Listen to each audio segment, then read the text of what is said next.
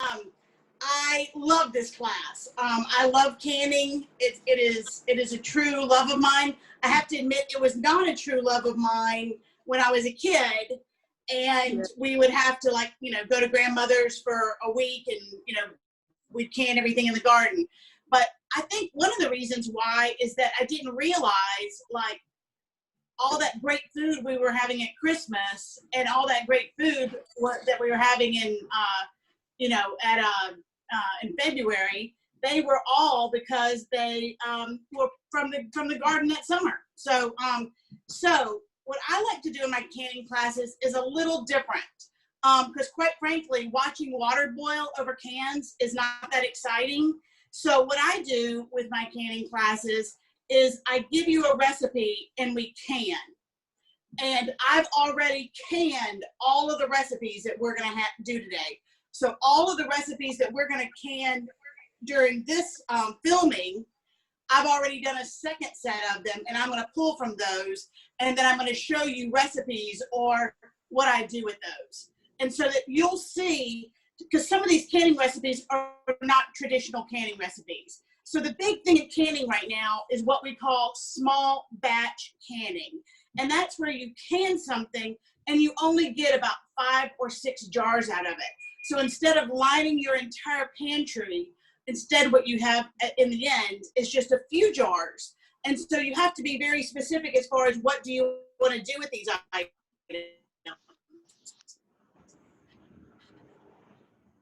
So a lot of people were looking for, well, as some of y'all know, I celebrate Mardi Gras in our house. So okra is a big part of it. And finding okra in the wintertime is a difficult thing. So canned okra, it gives me the ability, not canned okra, okra that's been canned gives me the ability to sort of have those in the recipes. Now the okra we're doing today is actually a pickled okra.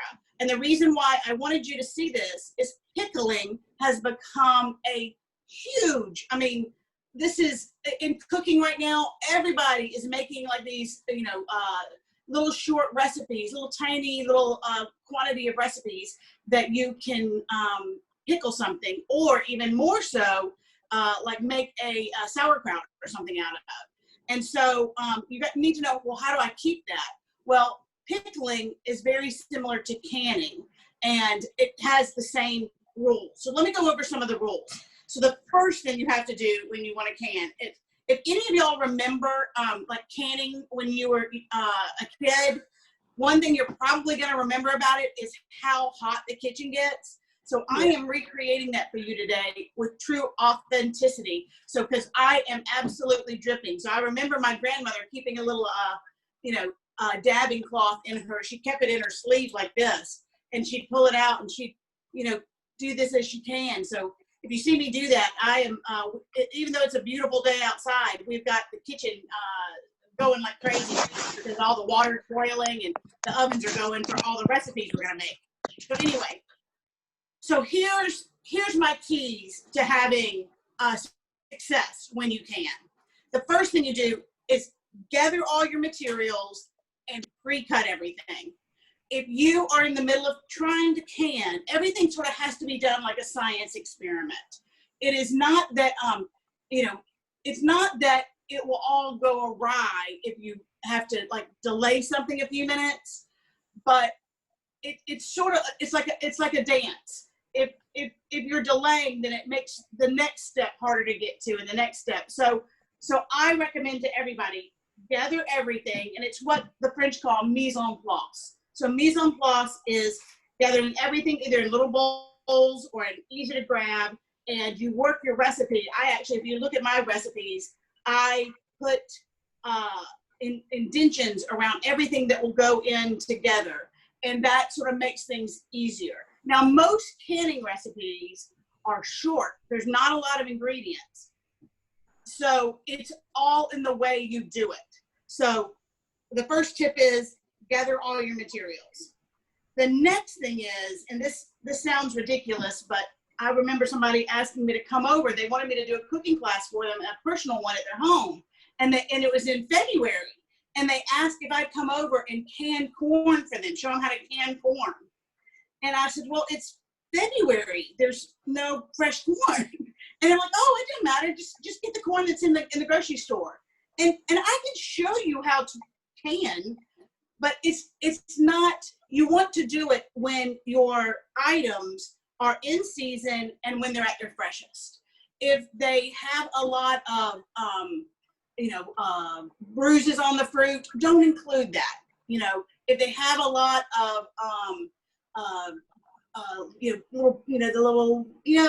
little blemishes on them, just cut them off and don't include that part on it.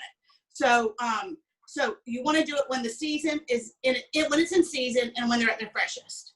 So the last thing you want to do is you want to have, this sounds sort of crazy, I always have a stack of towels. And the reason why is canning is a hot business and canning is a messy business. And so you want to have towels that you can clean easily so that you can immediately grab towels. Now, I use towels, and then on the other side, I have a stack of hot mitts, just because we're going to be dealing with hot jars going in water and all that. So the other thing is, the last thing, or the second to last thing is do this when you have an hour. All kind of small batch canning takes about an hour. And so do this when you have an hour where you are not going to be rushed. Inevitably, if I start making jam or canning or doing some sort of preserve and I got to get to a ball game or I've got to get somewhere, then that's the time when I, slice my finger and I destroy, I run out of sugar or what, it's just when things go awry. So give yourself an hour on a Saturday or one time when you have an afternoon where you're not going to be disturbed. So again, you don't have to be, it's not like when you're making roux, when we were making roux before, where you don't even answer the door.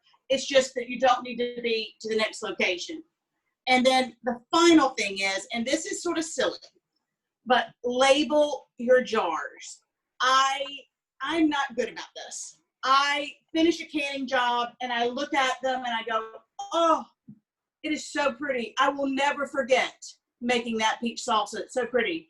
And 6 months down the road, I will be looking at a jar and I'll go, now is that raspberry jam or is that, strawberry? I mean, and it's obviously you can sort of kind of figure it out, but it's always best to label them with what the contents are and what the year is. Because even though canning technically will last forever if it's done properly, it's not, I do this with, like I said, 5 or 6 jars. And there is the occasional jar that sometimes gets to the back of the pantry. And so when I just need to know what it is. And I don't want to be guessing at it. So the last thing is talking about the equipment.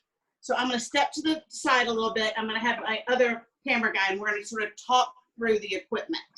Okay, so you will need, I have all of my jar lids. This is a jar lid. And technically a jar lid is a seal. Okay, you got me? Got me? Yeah. A seal. Hold on, technical difficulty here. There we go. Okay, a seal and a ring. Okay, and a seal and a ring going together, and then it simply goes onto a jar. So you'll need jars. You'll need jars. You need the seal and the rim, and they are in hot water. This is not necessary, but it sure does make life easier. All it is a little magnet on the end of a stick.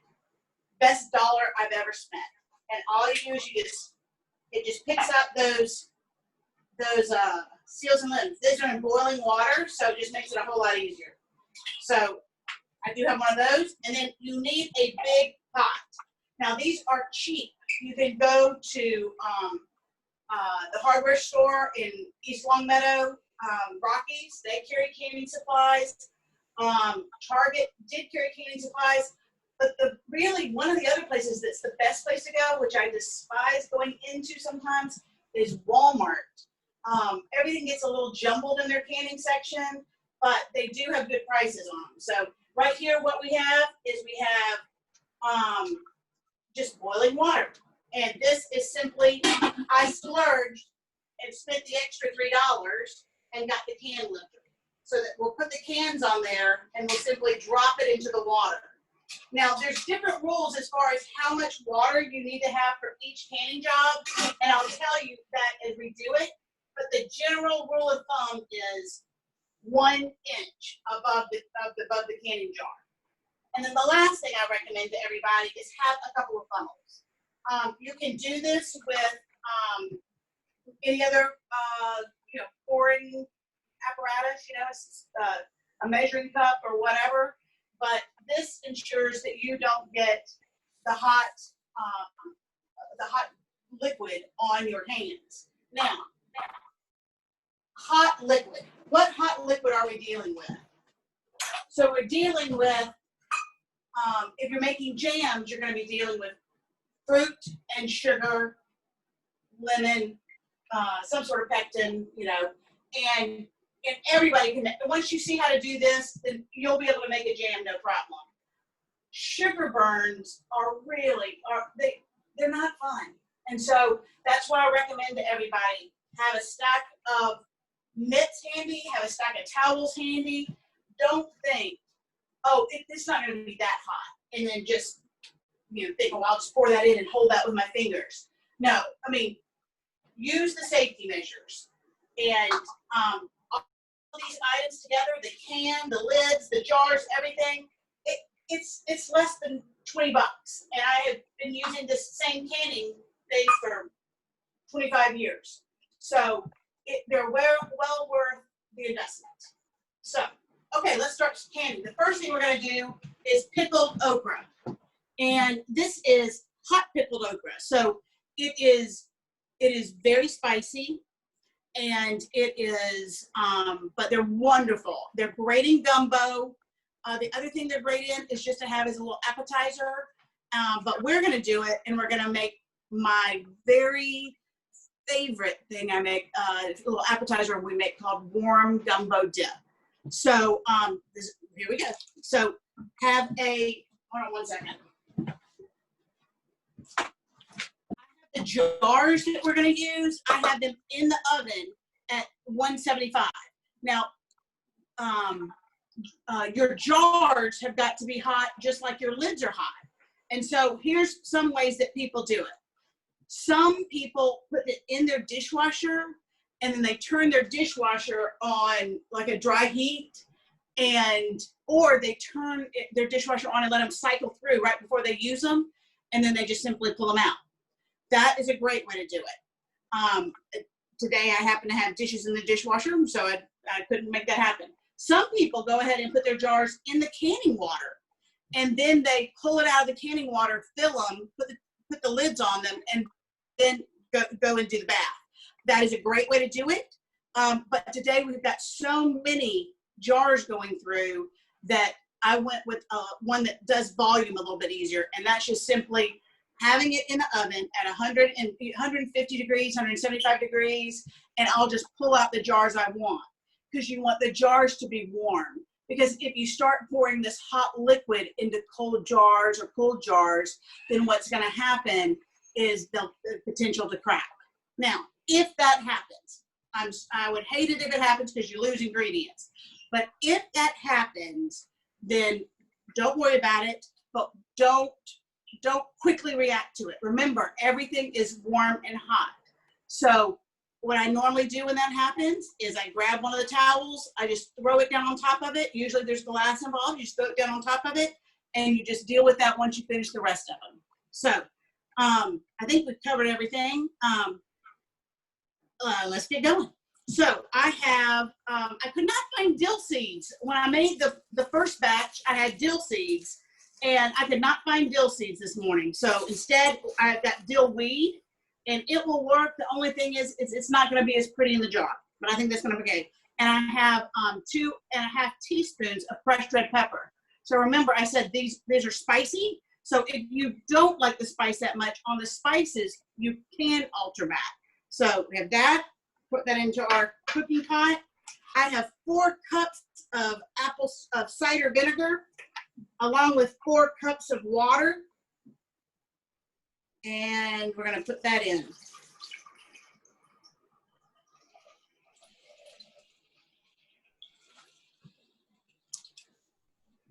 Okay.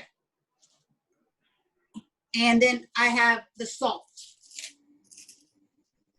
Now, you'll notice that this looks like a lot of salt, but you have to use a good bit of salt if you're pickling something.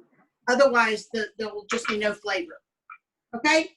So what we're going to do is we're going to get this to a boil, and then what we're going to do is,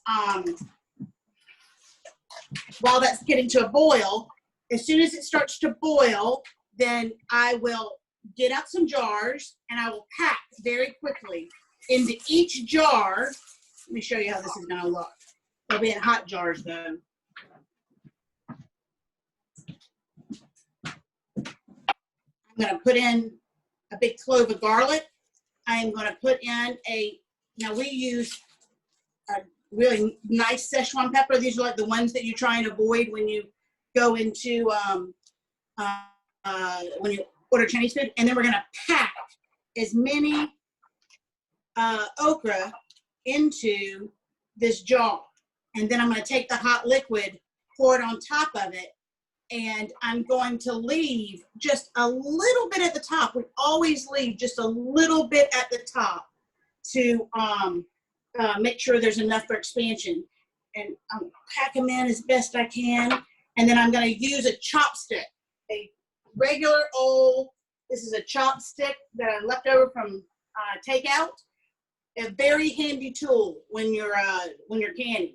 And I'm just going to make sure all that liquid goes down, because if you leave air bubbles in your can, in your jar, then what's going to happen is then that's where potential bacteria. So I'm going to just use that to simply make sure all the air bubbles get out. So that's what it's going to look like, but it's going to be in a hot jar. So we will put this on and get it going.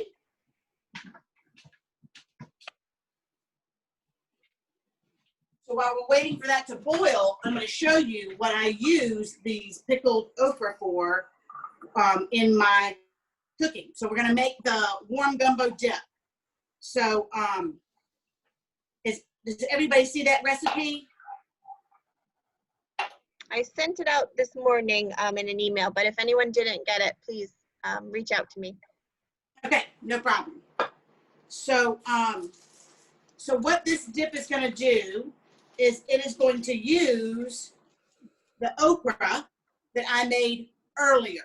I'll show you what the jar looked like.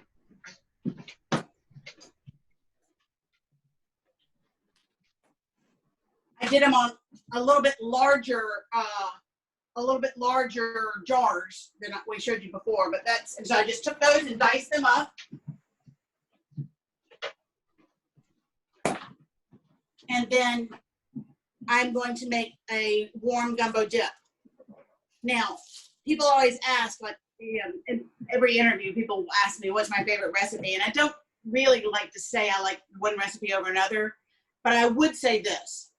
If I was going to build my last meal, this would start as my appetizer. I may make it in like 10 batches so I could just take a spoon and eat it. It is just something that tastes very familiar to me. So the first thing you're going to do is we're going to melt. It actually says in a Dutch oven, but you'll see that every Dutch oven I own is going to be used today for canning. So I'm going to use this instead in a more of a tartine. So we're just going to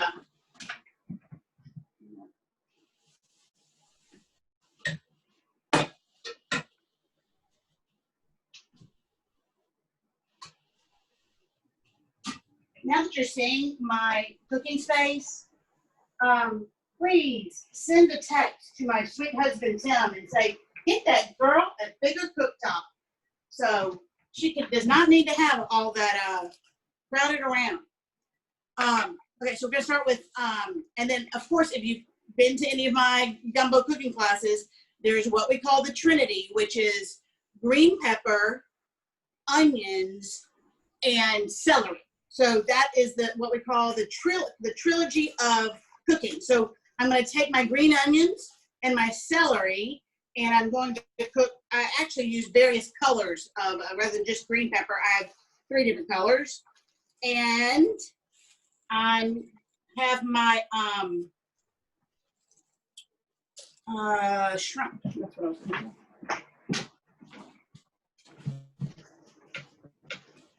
I've taken shrimp and I've just diced it up.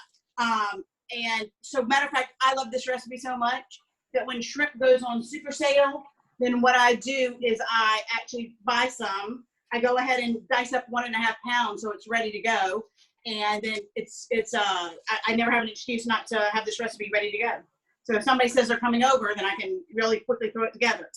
So I'm going to first melt this butter, and then I'm going to add the green onions, and then the celery ribs and the peppers, and we're just going to cook them for a few minutes. Then I'm going to stir in the shrimp and the garlic and Creole seasoning. Now I'm going to show it to you so that you'll know what I'm talking about.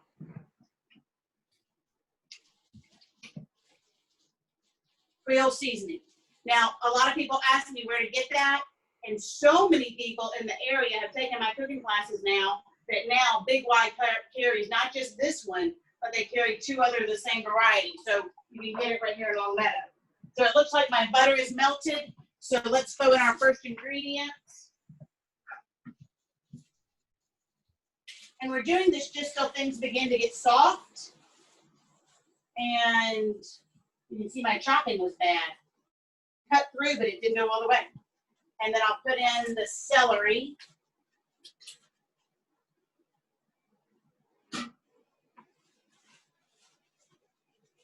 And then I'm also going to put in a mixture of sweet peppers, just because we've got so many different peppers coming up right now. I can't just use green.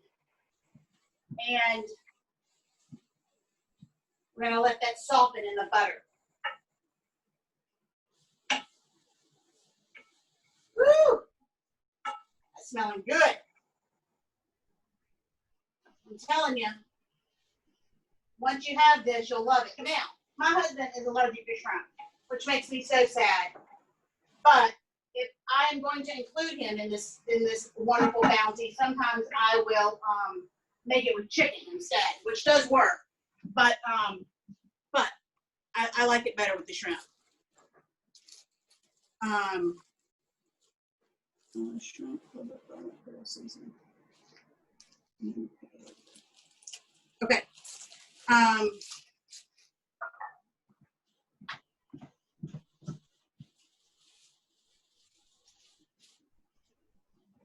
And that's just going to cook over just for a couple of minutes.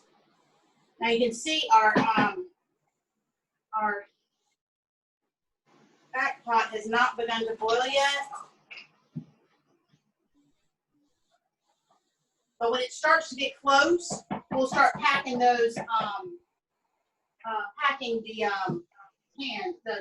canning jars so that we'll be ready to go. But right now we're going to focus on this dip.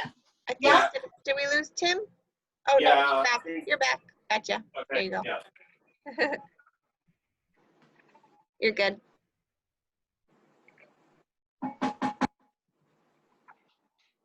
I'm going to have neighbors wondering what's cooking over here. They're going to be so intrigued. It is. I told Lindsay, I said we should just, everybody put on a mask and we all just come on over here and eat. But we can't do that quite yet. But soon, we need to have a good old low country boil and all those seniors come over and just eat all this good stuff.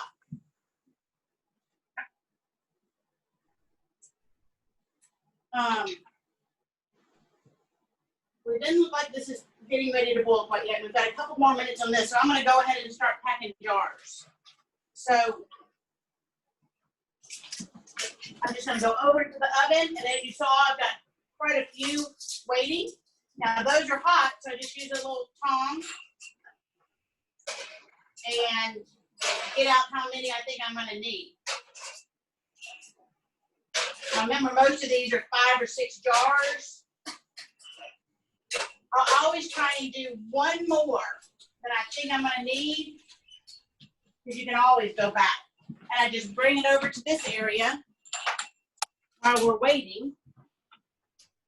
And we're just gonna go ahead and make our jars. So I've got enough peppers here. And you know, obviously when you're using peppers, wash your hands beforehand and wash your hands after, because you will, you know, have a residue left there, and it will burn like a Dickens the next time you go and rub your eyes or you know, anything that touches sensitive material. You know what? I'm gonna actually make these a little even spicier. I'll put in one of these little guys. And we'll just pack these ready. They'll be ready to go.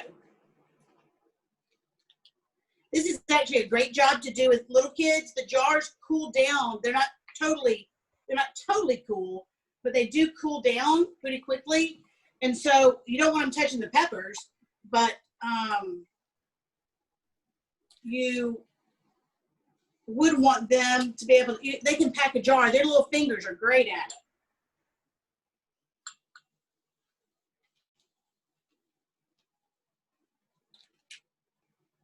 Woo, that one's too tall.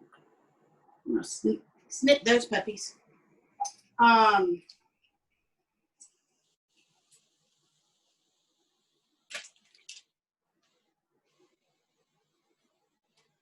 like you said, you've gone to all this trouble so I really pack them in there. It's like trying to cram something in somebody's Christmas stocking, you know, really get them all in there.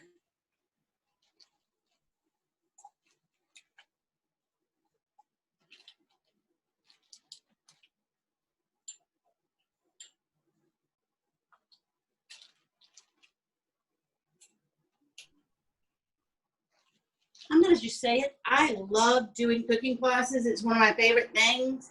But doing cooking classes on Zoom where other people, you don't hear other people like reacting to the smell of the way the kitchen smells, you sort of feel like a crazy person where you're like, ooh, that smells good. And then you know nobody else can smell it. So you're sort of like, you know, you remember Harvey the rabbit, you know, when only he can see it, you know?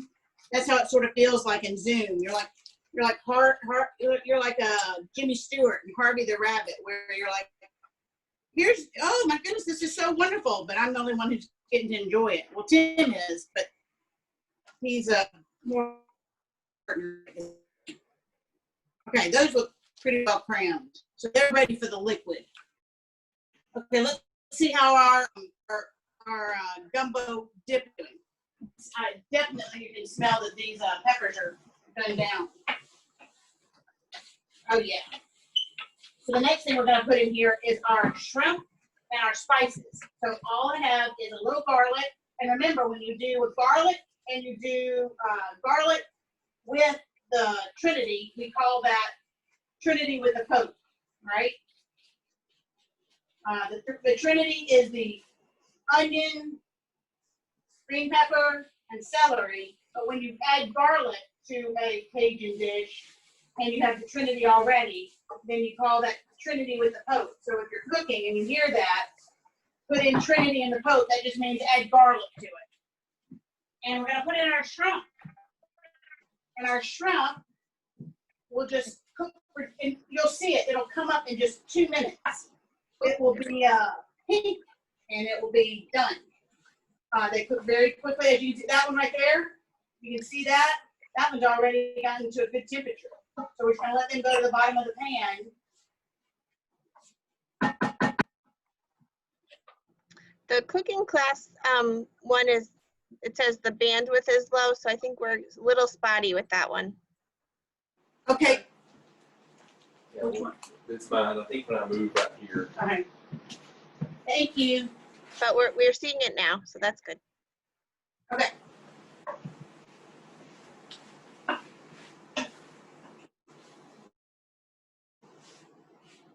Imagine all the things we've learned now that all because of this pandemic. We know every spot in your house where the reception is good or bad. We know everything, all the things we've learned now.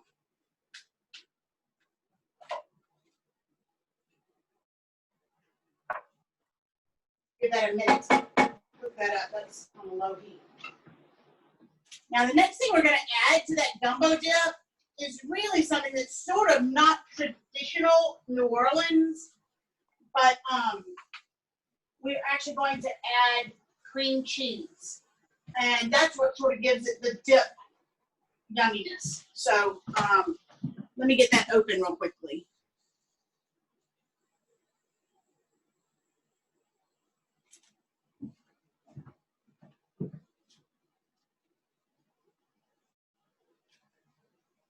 Get these.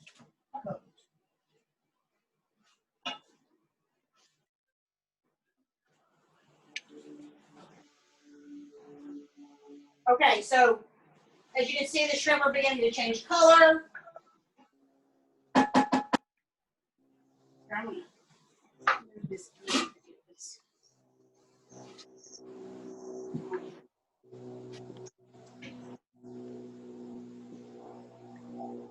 Tim, I'm wondering if you can just use the iPhone. Is that possible? What, yours is having trouble? Okay.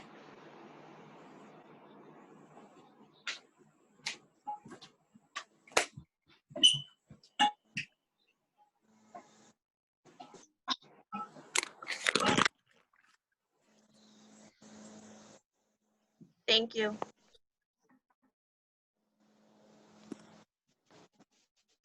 We'll see. You see. Yeah, it might just be that spot in your house. That's better. I can see it now.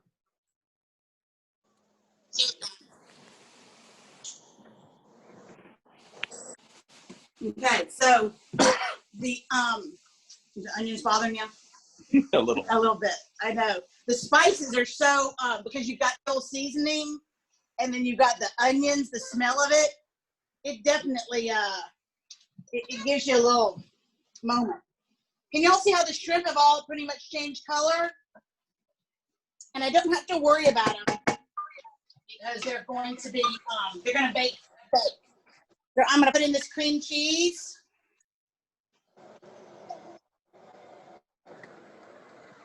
And let that melt for a second.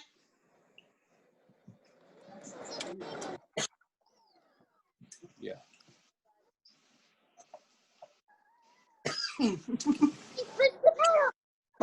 Woohoo! Uh-oh, you're gonna hit the car.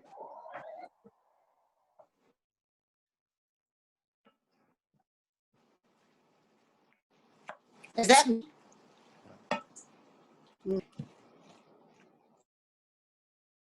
Sorry, it's a little choppy.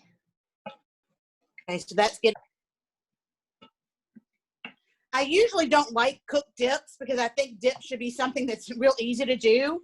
But I have found that if I get to this stage right here, then and don't put in the okra, then I can freeze this, and then I can have them ready to go for a party, an upcoming party. Now I never cook them frozen because I've got to add the last couple of ingredients, but it is ready to go pretty much down to the you know, the lifting is done by then. Okay. The smell. Over here. No, we're gonna close the pickled okra. And okra is a traditional New Orleans, well, it's a southern vegetable for sure, but it's used in a lot of New Orleans cooking. Okay? And now all I'm gonna do is take this lusciousness and put it into a casserole dish. Hi, Felicity, it's Harold. How you doing? Good. I have a question. I mean, how many companies the company I'm gonna just try to mute a few friends Oh. here. I can tell you in a second. The people. Yeah, curly. So I don't understand what's going on with Oops. Asa. They say that not Jennifer. I'm just gonna pick this.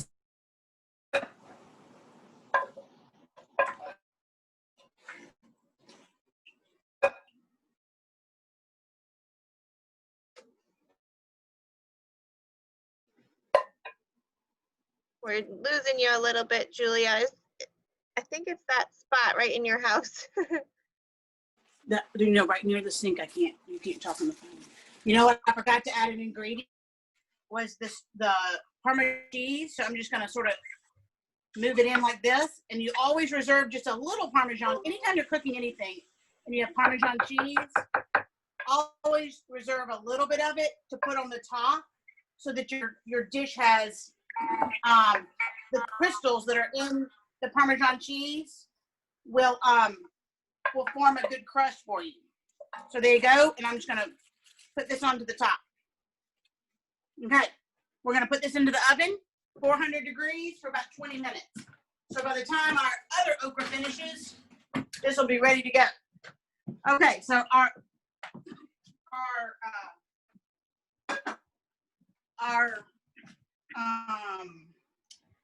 vinegar and such is boiling, and it is boiled for a couple of minutes.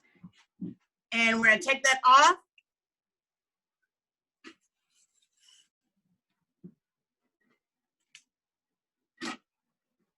And move it over to our jars.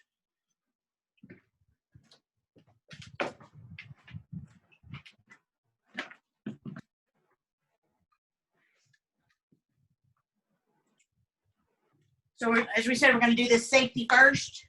We're using our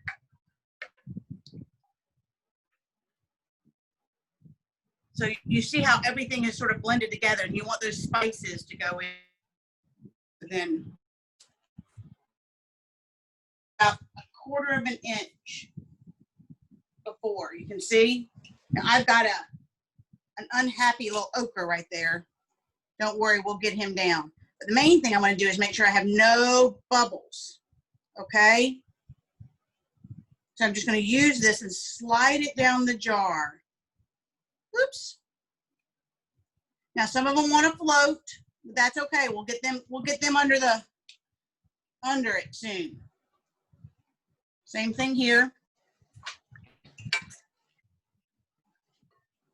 So the science experiment part of this is keeping everything heated to the right temperatures. Now, if I say something happened, the kids called, I had to like walk away right now, and I come back and these jars are room temperature, I would not recommend putting those into the canning bath at that time. I always, one other tip. I always do my jars on a cookie sheet because it's easier to clean a cookie sheet real quickly than it is to clean all of your kitchen counters and cabinetry and all that. So I always each jarring session I do just always has their own little thing. And then you just pour stuff up until it's to the top. Like I said, 1/4 inch from the top. I've got extra liquid in here so that I can make more jars. I normally would do this in a much larger jar. That one looks good.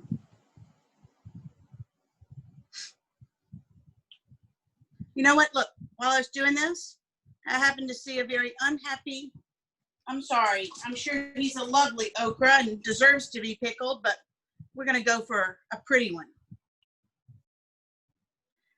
One thing I do like about canning is that they become their own little works of art. And there's a restaurant by James Beard Winter in Atlanta, and he uses all of his canning jars as the artwork on the wall, which I love. So let me get some tops here. We're just going to put the hot lids on each one. Now, lids themselves. Don't screw these on like you're on loosely. Because really what you're doing is, this is the seal right here. If you're very, very, very good at this, you could actually take the ring off and you would not even need the ring. But that is not the healthiest way to do it, I guess people would say.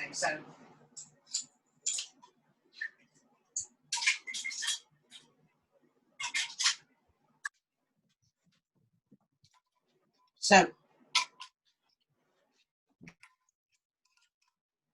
now I'm doing this with my fingers only because I have cooked for so long. I have Teflon fingers. Yeah, it's the best thing you can do is just, like I said, have one of your little cloths and hold the jar. I guess this is the classic thing of do as I say and not as I do, right? Yeah.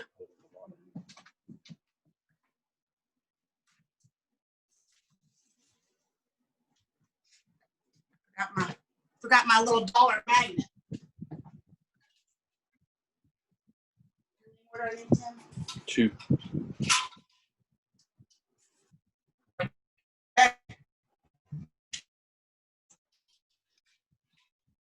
Okay.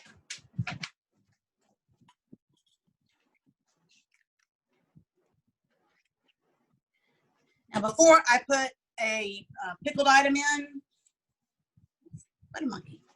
Give it a base.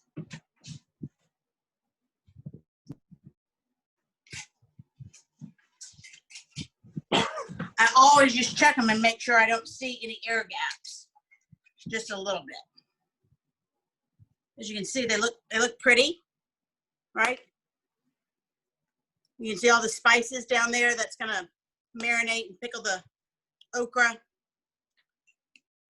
And then I'm gonna bring them into the water bath. Now the water bath is gonna go for 15 minutes.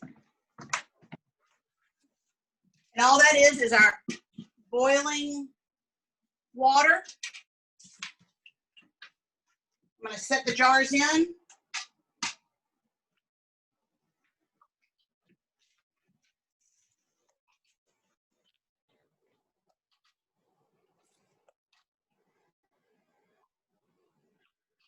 Okay, and put it down.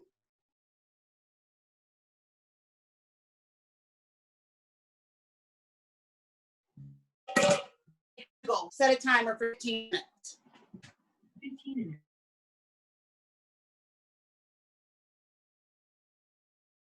I've done the pickled okra. And done the recipe that I do with pickled okra, my very secret and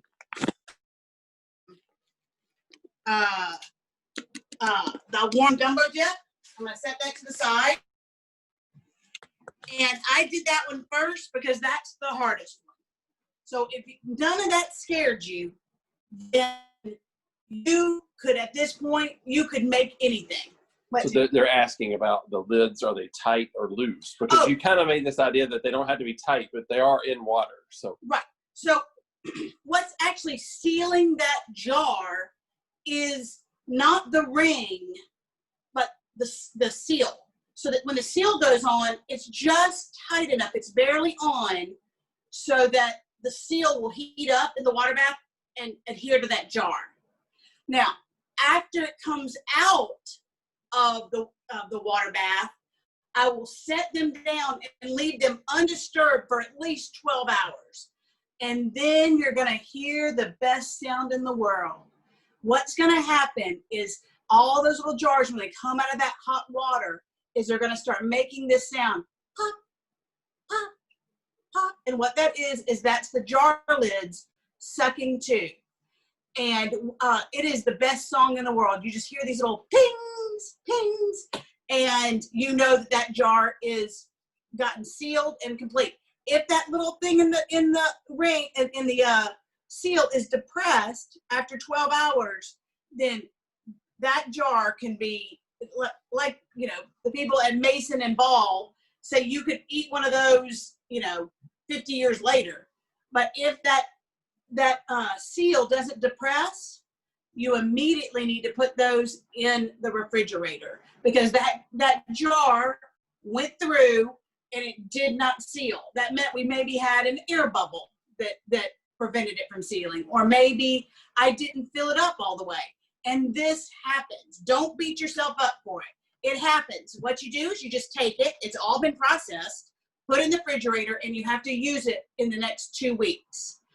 And so that just means another batch of gumbo dip gets made. So, but the same thing with jelly. If it doesn't depress down in the 12 hours of it sitting still, then you need to put that in the refrigerator and use it. So now you've made hot pickled okra. We've got warm gumbo dip in the oven, and we're going to eat that in a few minutes. So now let's make cherries. Drunken cherries. Oh, such a good recipe. So, yeah. Tim is holding up what these cherries will look like. So imagine, I'm going to show you with his camera here. Imagine with the light coming through it, if you can see better there, these cherries sitting in the windowsill. It was always one of my favorite things to sort of see at my grandmother's, because they just fascinated me. It's like these little orbs of just yumminess. So, and these cherries, we're gonna make something called brandied sweet cherries with red wine.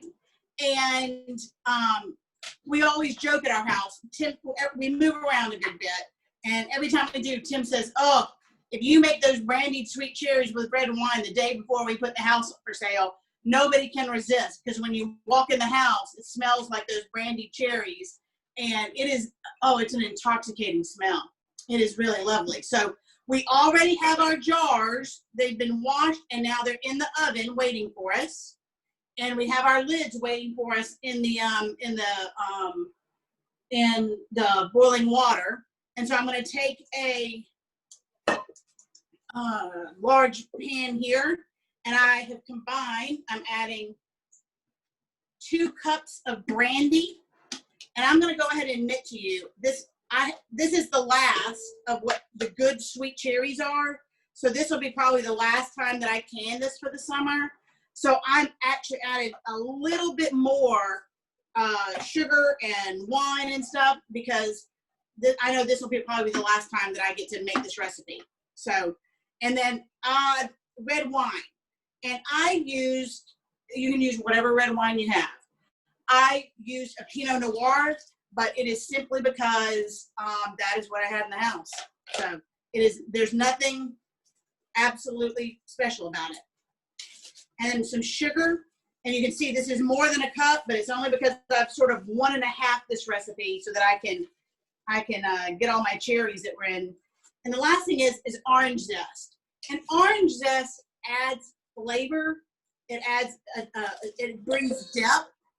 Also, orange zest will actually take out some of the bitterness of the wine. The wine, especially, is cheaper. And let me show you. When you're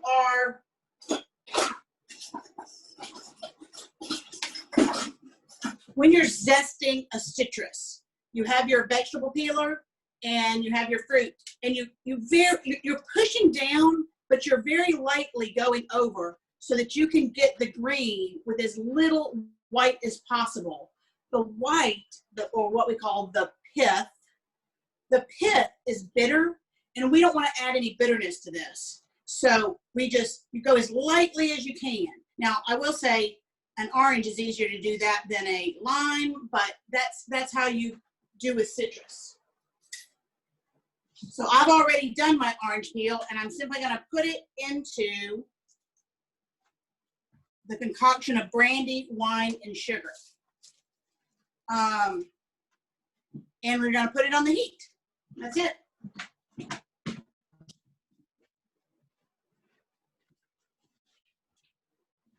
Now, this is where the good smell starts to come in. is you're going to start to hear, if the kids are in the house, you're going to start hearing them come down, and they're going to go, what is that, Mom? What is that? Because it has this, I don't love an alcohol smell on a lot of things, but there's something about the combination of the orange and the sugar and the brandy in this that is just, like I said, it's pardon the pun, but it's intoxicating. So, and I'm just, all we're going to do is get this to a boil and make sure the sugar is dissolved. Okay? And we will get our jars ready here in a second. Once it starts to boil, it'll boil for 1 minute. And once it boils, then I put the cherries in.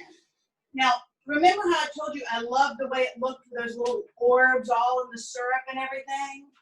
So I want to maintain that they keep an orb. But if you don't heat the cherries up, or if you don't heat the fruit up that you're using, the heating process is what tells the fruit, take in all these other spices. Just like when we add sugar to a fruit, it tells the fruit to release its juices, or if you add salt to a mushroom, it tells the mushroom to release its juices. Well, we want the cherry to get warm and then accept all this sugar so that it will release its cherry juice into this concoction we made.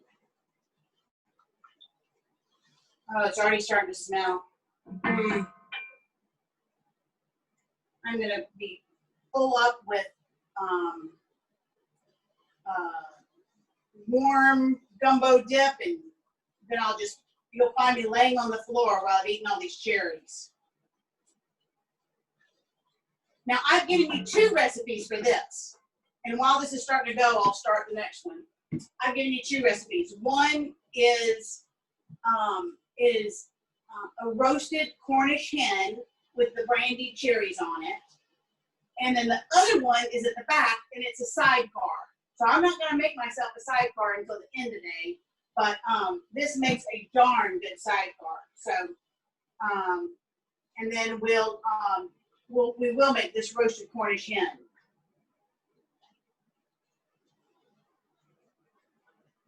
Can you smell it, Tim? Yes. Yeah. I wonder if they make a perfume like this. If I dabbed this behind my ears, I'd have men standing in line, I think. If they were men who their stomach led them more than other things, right? Okay. Let me get my cherries. That's about to boil.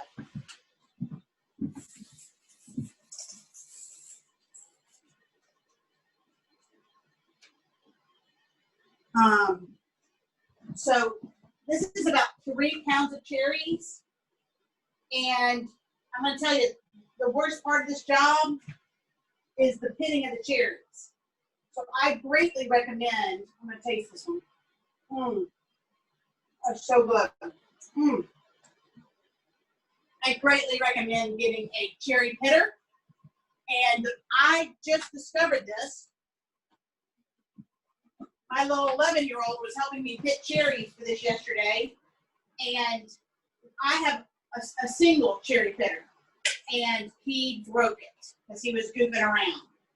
And so we had to go and rush out and find one. And I think this is the last, there's only, Bed Bath & Beyond seemed to be the only place that had them. But this does 5 cherries, and you put 5 cherries in, and all you do is just snap it down, and your pits are gathered underneath, and your cherries, all you do is take it out and dump it in your bowl.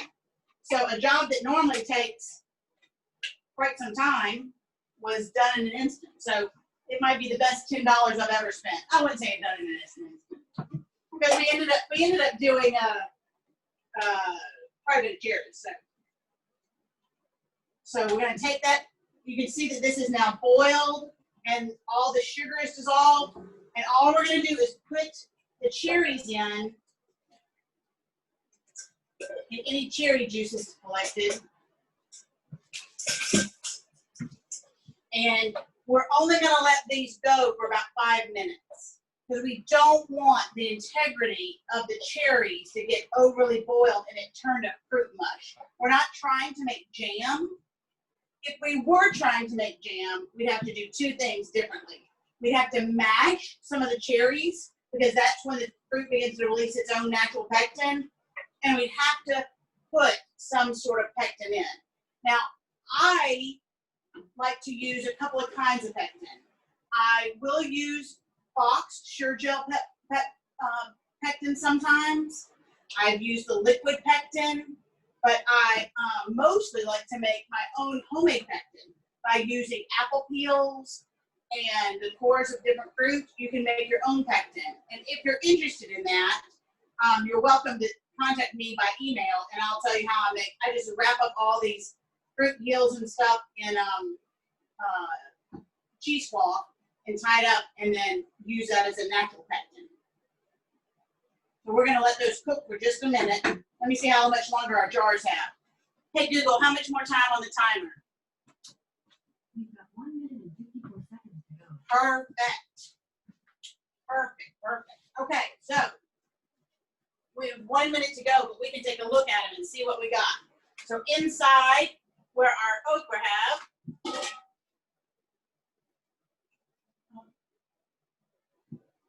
stop boiling, but you can see that they're ready to go. So we can pull that out, and let me set this to the side here.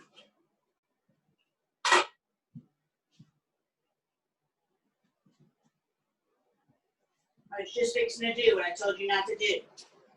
And just set those jars up. Now here's another little gadget. It is a gadget. You do not have to have it to do this. It is just simply a gadget. It is just for hot jars. So when you have it like this, you lift them up, let you get the water off. Oops. And we're going to set those jars out. I used to pull the whole thing out, but then what happened is if I pulled the whole thing out, I seemed to have water all over the floor, and by the time canning day ended, it looked like we were on a on the floor of a ship or something. It was like water everywhere.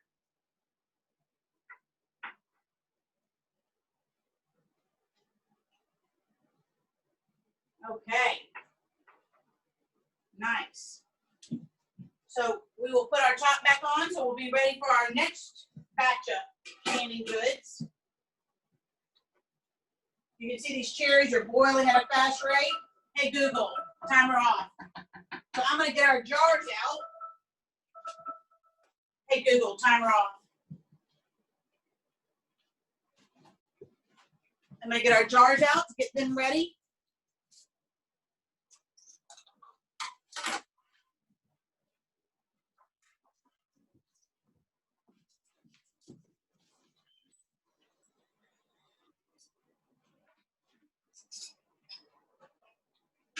And I'm actually using the larger size jar for the cherries because I found when I open a jar with the smaller ones, people would always get it'd be like they want like 3 more of those cherries, you know, and then I'd have to open up another jar. So it's like, oh, it's just easier to put them in a little bit larger jar and just go with that family size jar in there.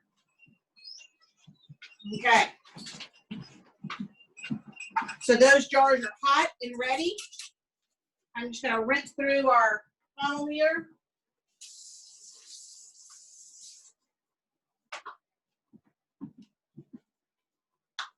And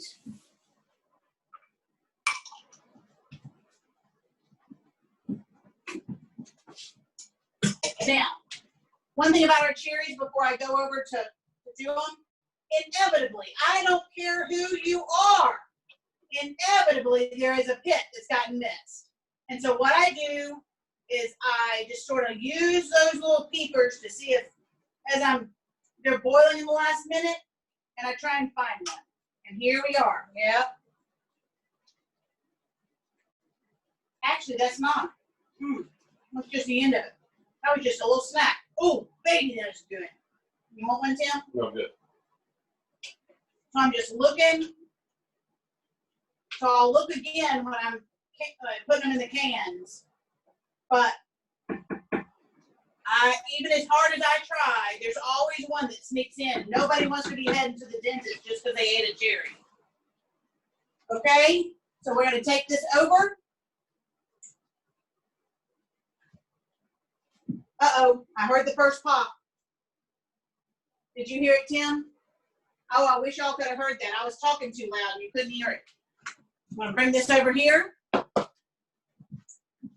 now we're just going to repeat the same thing we did before. And I'm going to put one of these in.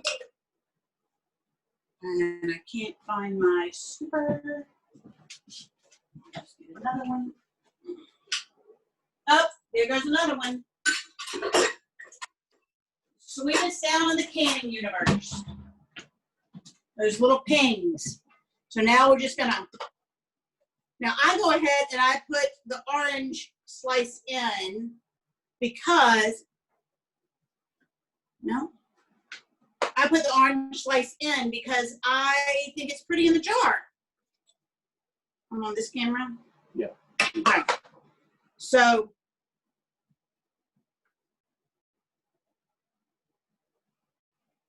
now I've got enough cherries in that one, but I don't have enough juice. So I'm going to come back to that one. I'll go ahead and load them up with the cherries, and I'll come back with juice and top it up.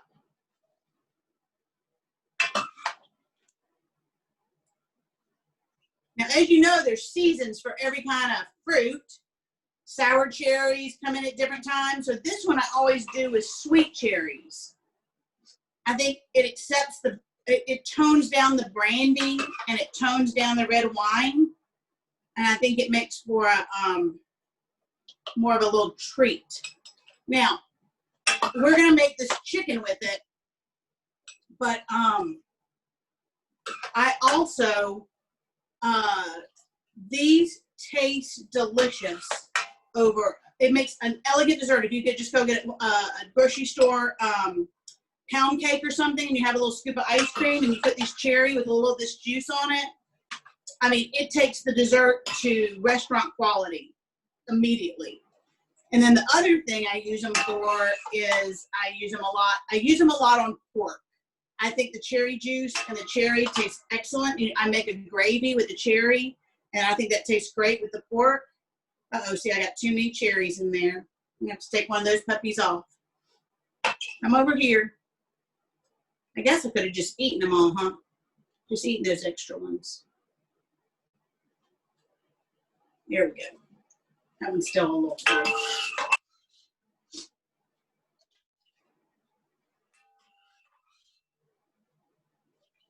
I might be able to get one more jar. Or I'll just leave these last cherries and I'll just eat them. Maybe. Here we go. Okay. And now I'm just going to get the juice out. And I'm going to fill each jar until it's just a 1/4 of an inch below the rim. And an easy way to know a 1/4 of an inch, everybody knows this right here, from that to here is about 1 inch. And so a 1/4 of an inch is just the tip of usually your fingernail.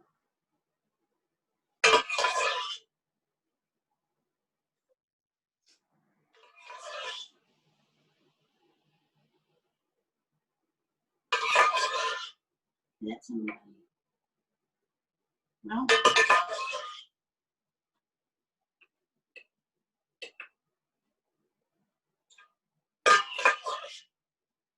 No, I've decided I don't like the sound of that scraping against there.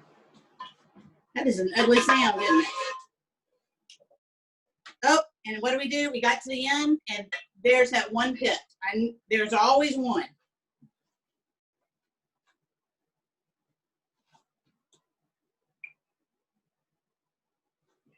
So if you canned it with not enough liquid in it, like if I didn't fill it all up, then that is when you allow bacteria that could enter. Okay, so you that's why we fill it up all the way to the top. Not all the way, before a quarter of an inch. That leaves enough for things to spread, but at the same time, it means that there's no air in there that could lead to bacteria. Okay, I'm gonna put this last cherry juice in this one.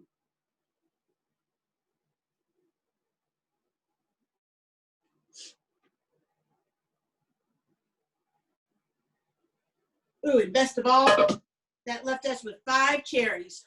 We get a snack. So here.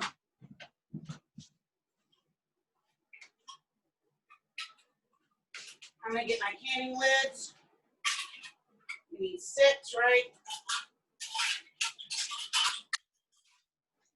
Take these over. Now these cherries, they process a little quicker than the okra, because remember we were putting in the okra when it was it had never been cooked. So this will process in 5 minutes. So we won't need that. Now our okra that came out, remember our lids are loose over there. So what we're gonna do is once we hear that magic pinging sound, we're going to go over and tighten our lids. And that's when you can tighten them as, you know, as best you can. 3.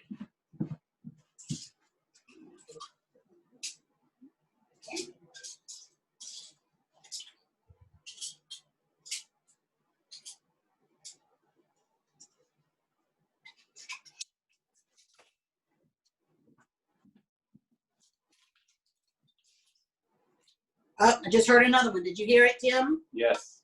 Made that little ping noise. So we've heard at least 3 of them.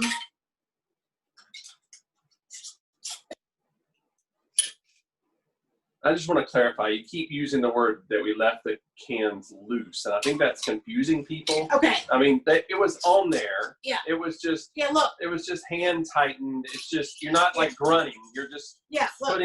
you're just hand tightening it. And that's as tight as it's going to be. And then you're going to give it the bath.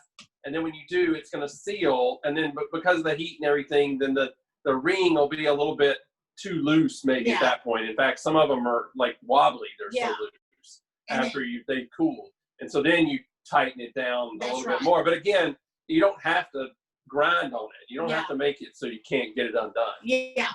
Because what you're going to have trouble getting undone is actually,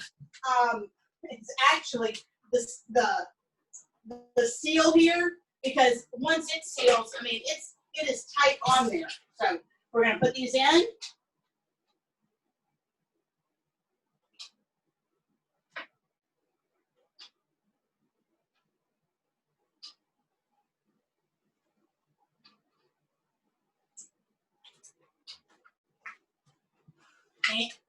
And we're going to set those into the water. Now, if one falls when you're putting them in, you do have to set it back up. Now, you can notice with that particular water bath, a lot of it's steamed off. I've got a free facial here, so I'm going to add just a little water. And I always keep a pitcher of water in the kitchen when I'm canning. And I just put the top on, and it'll start to boil here in a minute. Okay. Now,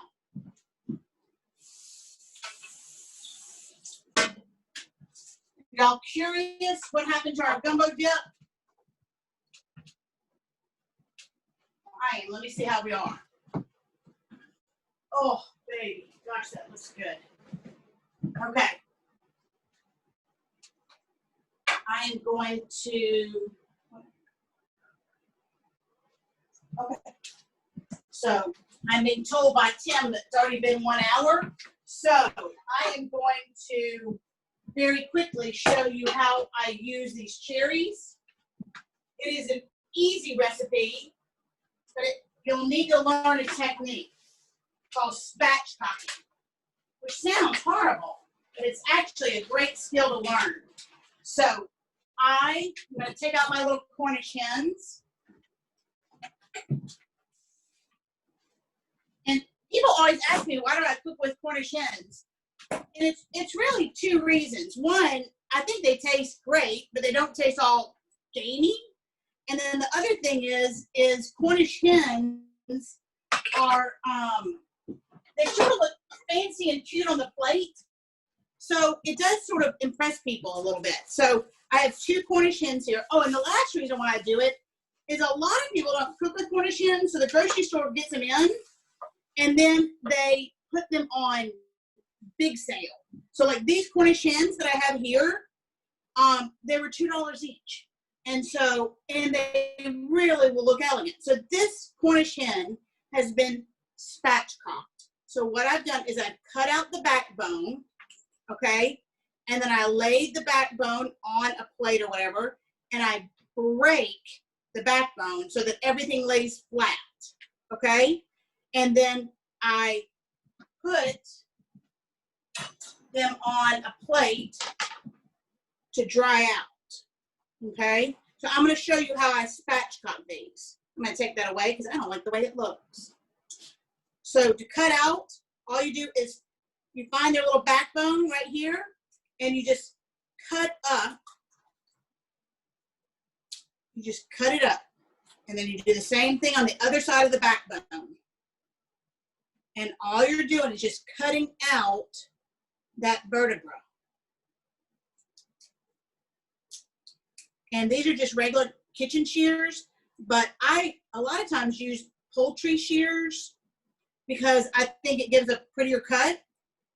But my poultry shears are on the other side of the kitchen, and so I had these handy. So this works just as well. Now, once you cut that, I did that job poorly. I cut off one of his little wings. I'm sorry about that, little bird. Here, I'll cut him off. That's not what you're supposed to do. You're just supposed to cut up the backbone. I got overzealous there. You cut that out. Now what you have is you have chicken, but it doesn't want to lay flat. So you turn it upside down, and you can do it on here, and you basically break its rib cage. Well, one time I needed to do it. It's already pretty broken. So you just lay your hand on it, push down, and that flattens your chicken, and that's called a spatchcock chicken. And so what we're going to do is we're going to we take a heavy a heavy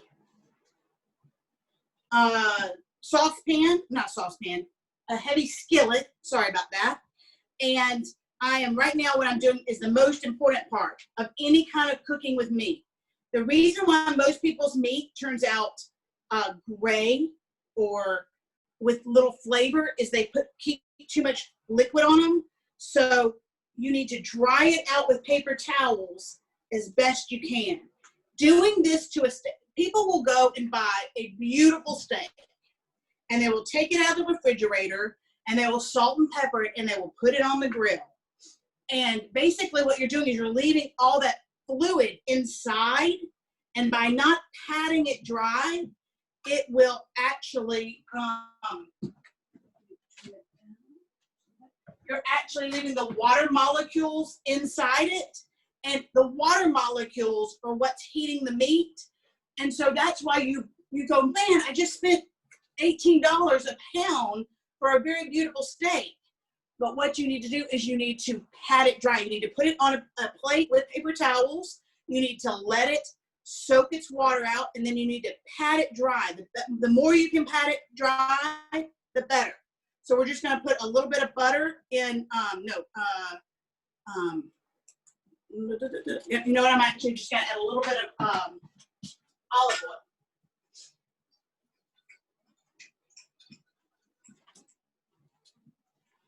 oil.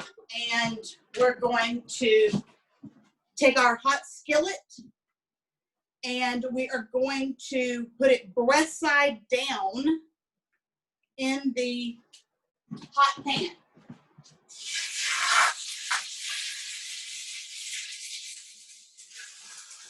And because we spatchcock these, they're going to lay flat for it. Okay?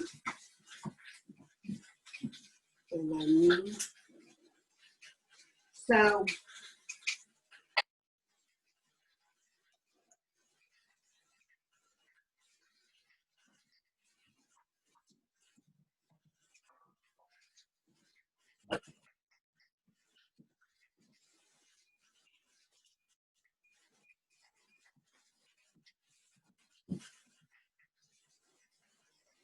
all we're gonna do is brown this and get the ends good and brown. And we're gonna turn it over and do it on both sides. And then we're gonna put it into the oven to roast. And then when the pan comes out, then we will be able to make our cherry gravy right into the into this pan, because all the pan juices will be in there, and we'll have an actual cherry gravy. We're gonna let that set. Now, if you'll allow me, I'm gonna take out our warm gumbo dip.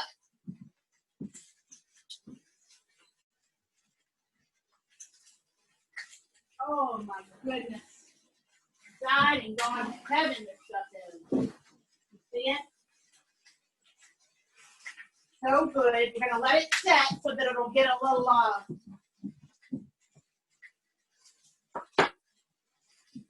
I'm going to sprinkle it with just a little bit of parsley.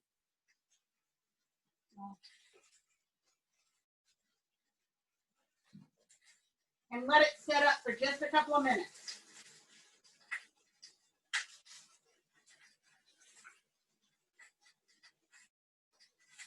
Did everybody else's garden just run over with parsley this summer? Holy smoke, we've got so much parsley.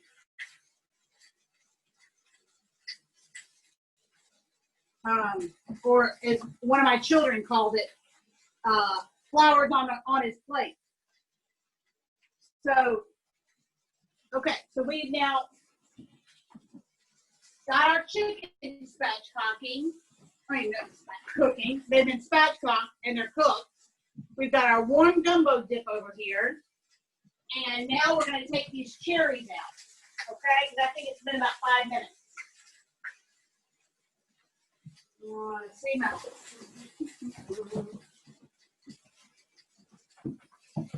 Okay. It's been about 5 minutes. Okay. So we're gonna. Oh yeah.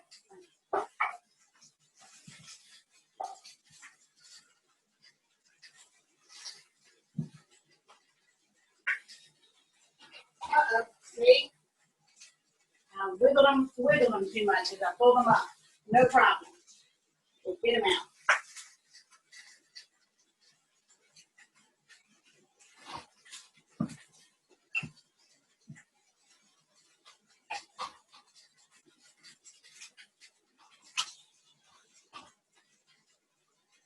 Okay.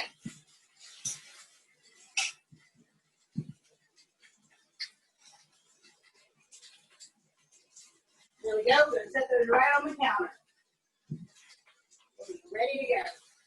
Well, in 12 hours, they'll be ready to go.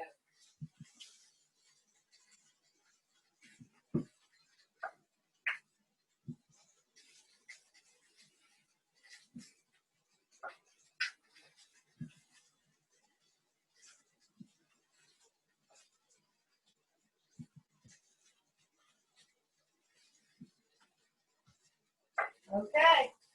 Now we'll just wait for the little dinging sound. I'm going to cover our water back up. We're going to check our little Cornish hens here. Okay. A little hint about cooking meat on a hot surface. The reason why I'm cooking this on such a hot surface is I want it to get good and brown, have a nice brown section. But when you're cooking meat, if you start to lift up and it does not want to release, that is the meat's way of saying, I'm not done yet. So leave it for another minute. Now this particular one is released on every part but one, so I'm gonna see if I can get that one.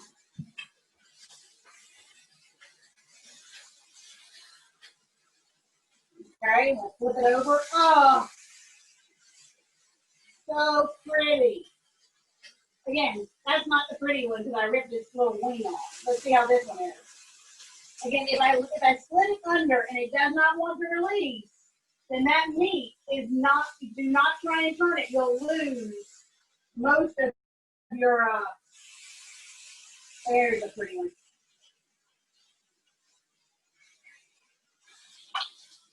We'll let that cook on that side and we'll slide it in the oven.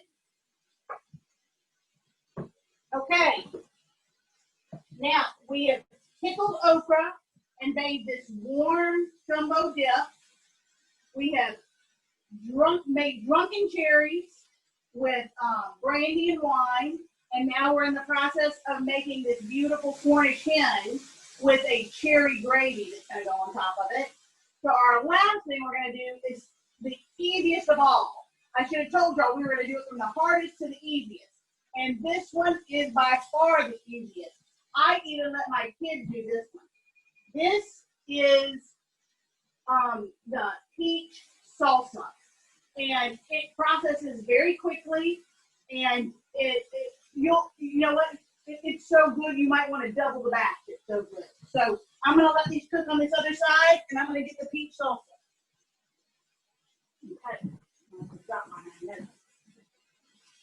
Okay.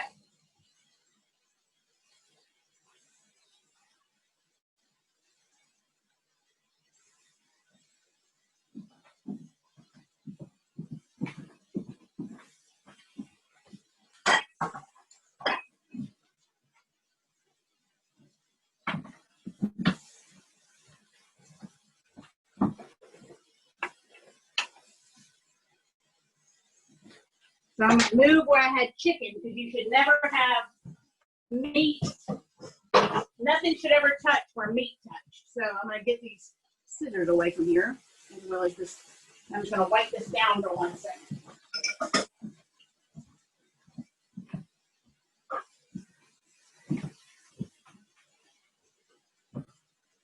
I actually use I've talked to so many people about this. This is actually a cleaning chemical that is an all-natural cleaning chemical, but it doesn't add so much scent to your house, but it has an excellent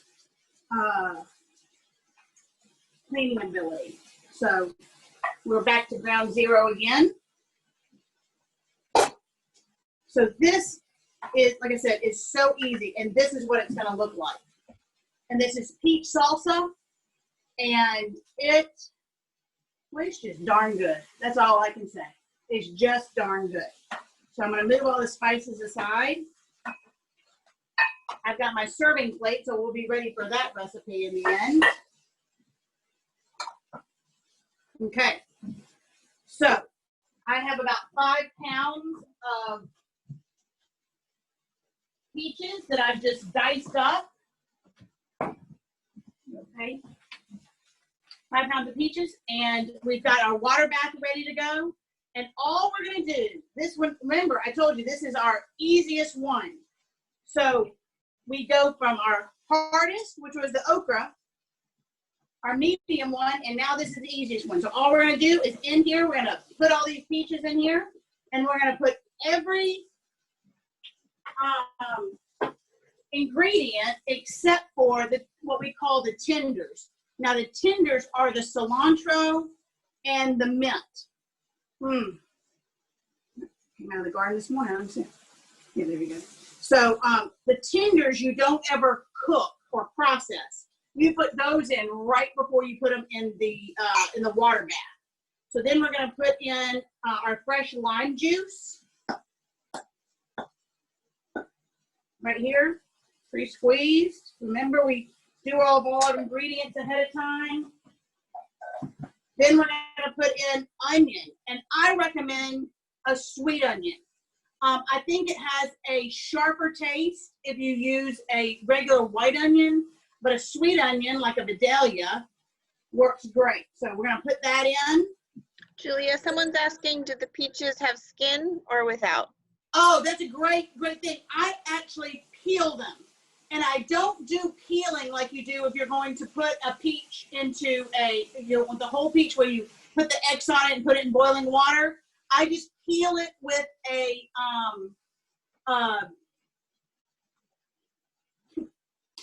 peeler. I couldn't think of the word. You peel it with a peeler and then just simply dice it. And then I do take the pits out of them too. The next thing I do is put in red pepper, and I'm putting in red pepper and yellow pepper just because that's what we have in the garden. And then the next thing I'm putting in is serrano chilies. And I only had one little serrano left in the garden, so I also am going to put in a jalapeno and a habanero. Woo! It's going to be spicy in here. And then I'm going to put in some sugar. Now, I don't put all the sugar in. I put in most of the sugar, and then I stop because I'm going to want to taste this midstream. Nobody wants a sweet salsa. You want a salsa that tastes good. So I am going to leave a little sugar out. I'm going to taste it, and then I'm going to put in the rest of it, and I'm going to put in kosher salt and red pepper flakes.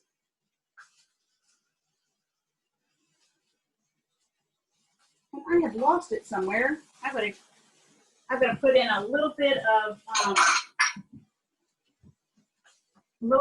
hold on one second. I've got to get one ingredient.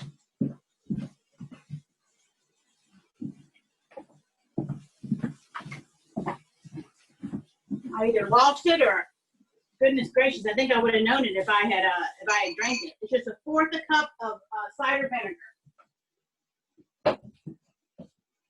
Thank you.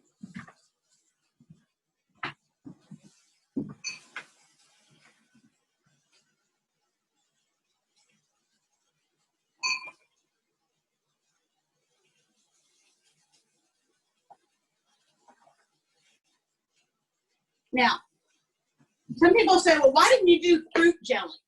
Okay, and the reason why I don't do fruit jelly on my first canning class with a group is because fruit jelly is literally like a chemistry experiment. You have to follow and do the exact amount of sugar, the exact amount of fruit.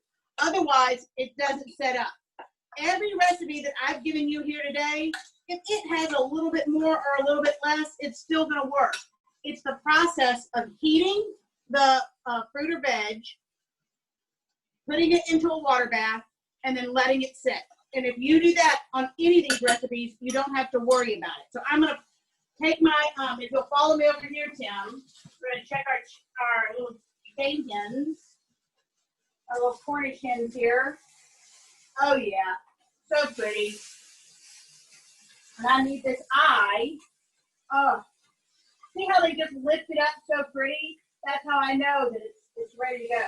Now, they're not cooked through yet, but they are beautifully brown. And I'm going to slide this in the oven. And this is a 500-degree oven, which I know will set off my fire alarm. So if it does, you'll get to hear, there you go. And I'm going to put that in there for about 20 minutes. Hey, Google, set a timer for 20 minutes. Now I'm going to move my peach salsa over to the eye. And the only thing we're trying to do with this peach salsa is get it to boil. Or sugar that we put in.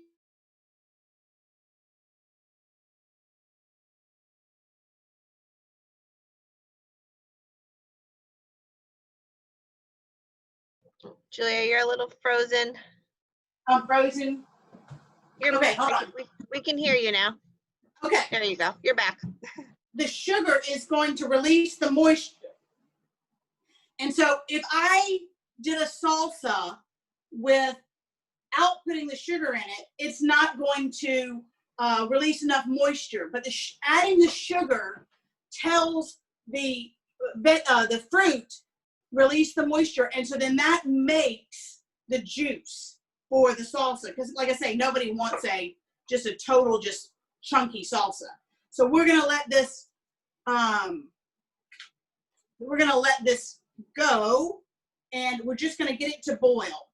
And then what we're going to do is we're going to get these peaches as well as the onions to get soft. And the way we know they are soft is if we take a spoon and we push them against the side, then if they're just a little, they're soft. We don't want them to be mush. We just want it that they're easy to smush against the side. And that's when they're perfect. And then what we're going to do is we're going to put in our tenders, which is cilantro and mint. And we're going to immediately start that process of filling the jars. So this will be our last one. So, are you over here? Do you have able to see over here? You can already see the sugar. Can y'all see that, Lindsay? Yep, we can see. Okay. You can already see that, I mean, the little bit of liquid we put in there is increasing because of the sugar, and a little bit of the salt does it too, but the sugar mostly tells that fruit, start releasing your liquid, and the peach juice and the sugar all come out. Okay, so while we're waiting for that to boil, we've got our tenders, and I guess, does everybody want to taste this gumbo dip? Come on over if you want to taste it, I guess. No, seriously, I'm going to show you what this looks like. Now, normally this is a big portion of this, and normally I would take it and put it in baby ramekins so that people could eat them individually, because if you have a dip that's this large at a party, that's too much for people. But so I'm going to show you what this looks like when you dip into it. So it has sort of a soupy content, but I mean, it really is, like I say, so good. If you let it sit here a little bit longer, then it will, right now you can see it's steaming hot. If you let it sit here just a little bit longer, it will begin to coagulate some more. Oh, I'm almost scared to eat it. I didn't eat lunch, and that's good. That is so good. I'm telling you. You'll want to pickle some okra just for this.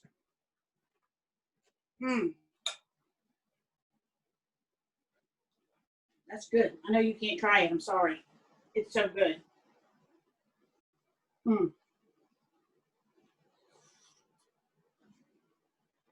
You know, there's a rule that chefs should never eat in front of their guests. But I'm gonna break that rule right now, because this is very good. How are our peaches looking, Tim? Good? Yes.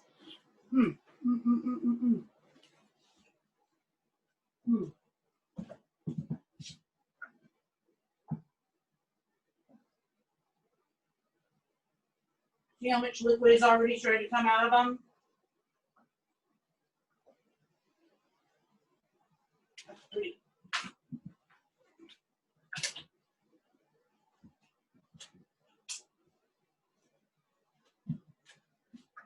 I guess this is sort of boring TV when you're waiting for something to boil, huh?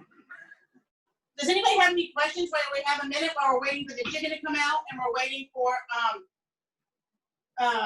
these peaches to boil? These peaches are still pretty hard though. You can see I can't mush them against the side or smash them against the side. So they still need to cook quite a bit. I mean, they go against the side, but they're just popping on up.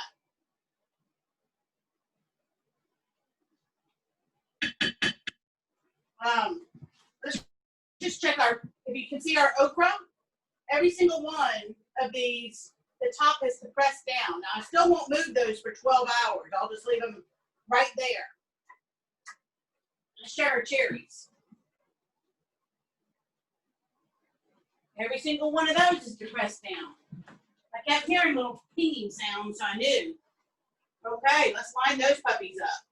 So for 12 hours, those will just sit there, and they'll be ready to go. Okay. So far, we've got a A++ on our success rate. I will say, though, there's always one. In a day of canning, there's always one that goes against. grain there. Okay.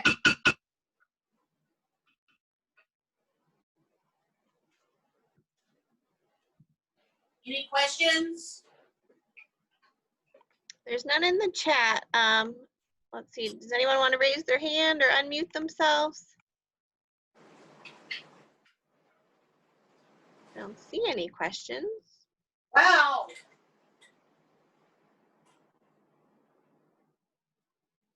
Okay. We've got a canning ledger ready to go.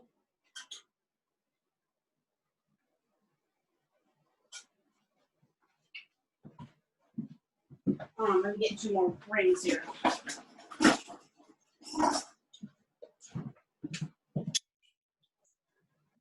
Okay, you can really see the liquid now. It's almost over the top of the cherries. I mean, cherries. Oh my goodness, peaches.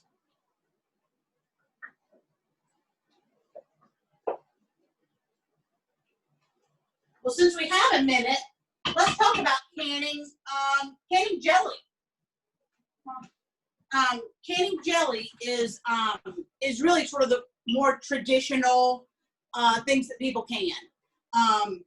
Strawberry jelly, and then my personal favorite is any kind of marmalade. I adore I make a lemon ginger marmalade that I think will heal anything that you're sick of. It will heal it. It's so good. But it is easy to make. You do have to do that technique though of getting the lemon rinds off, because you're going to use that. I showed you where you're not going to get the pith, but the juice in it is so good. And on an English muffin in the middle of winter, you'll forget that it's snowing. It's so good. So, but with jelly, the whole thing is pretty similar. And I'm going to say, I said jelly, but I'm meaning jam, because with jam, what you do is you mash up some of the fruit and then you leave some of it whole, because you want to have that little bite into a little whole piece of strawberry or a whole piece of a blueberry or something. And I would say most of my favorite jam recipes are usually combination flavors. Like we love blueberry and lemon, and it makes a great jam. But what it also does, if you heat it up just a little bit, you can pour it over a pound cake or an angel food cake, and it makes a great sauce for dessert or over ice cream, of course. And then one of our other favorite things is to you can warm it up and you can actually use it over pancakes or waffles. So even though it's not technically a syrup, it does have sugar in it, and it works great over a non-traditional kind of waffle topping. So I would recommend that if you're going to start that, then get a box of Sure Gel. And let me show you what Sure Gel looks like. I'll get you a box of it and I'll show you. Julia, Yeah? do you have any tips for getting the pit out of those peaches? I always have trouble getting the pits out. Okay. Let me show you.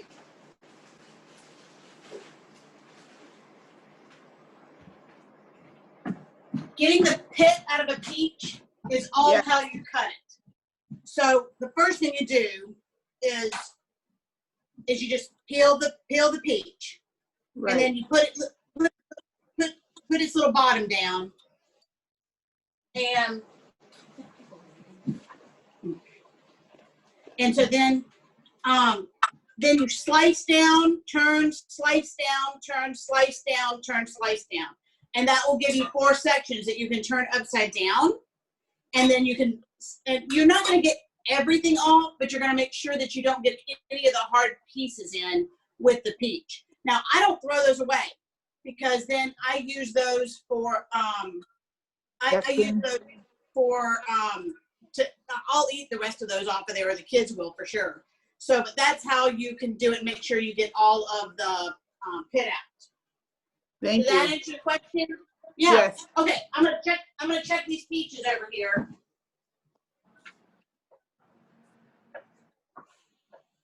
Okay, let's see. When you do it, they're beginning to get, you can see how, what this is called right here is called slurry. So when the sugar has combined with the fruit, with the juice that came out of the fruit, you're actually creating a slur.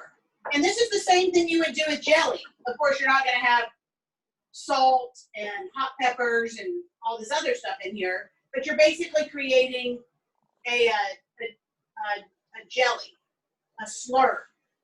When you make a pie, to have a really good pie, you create first a slur. Okay. It needs a couple more minutes. I'm going to go ahead and get my jars out.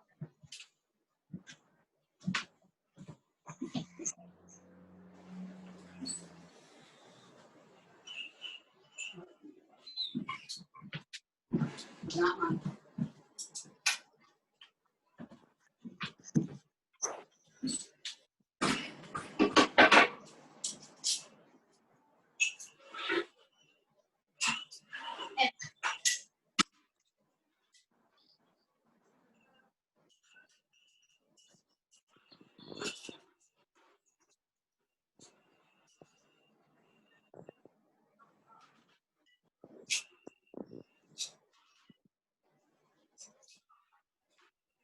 Because we like this salsa so much, I use larger jars. So I wanted to show you what this, so here, I've got a couple of jars, different jars to show you.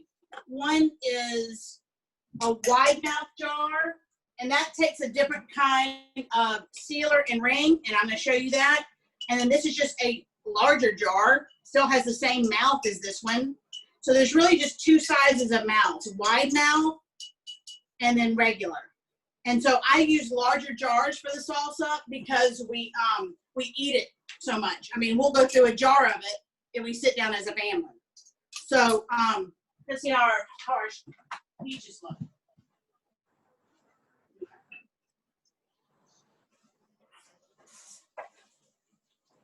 Yeah.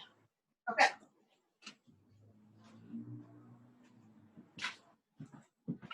So we are going to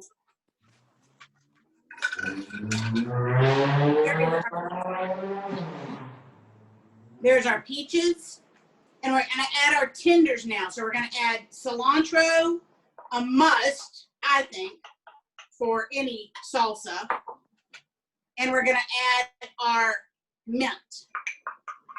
Now, the other thing we're going to do right now is I'm going to taste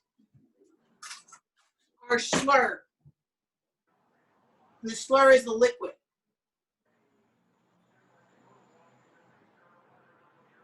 Ooh, it's spicy.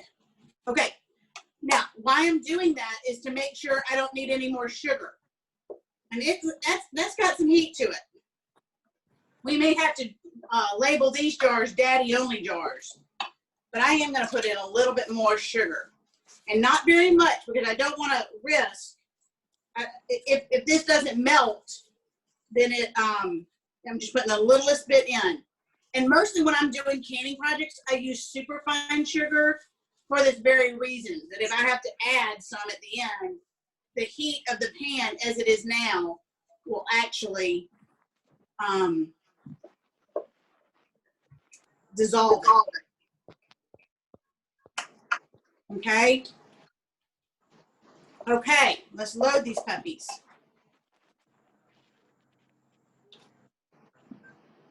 So let's go with this wide mouth jar to begin with.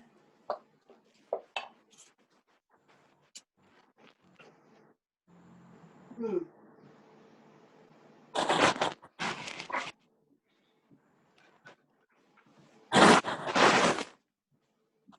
would love to know where mine.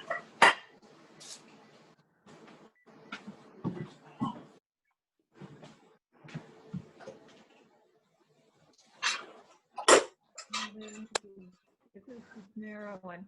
If I disappear, it's because my Chromebook is going to shut off.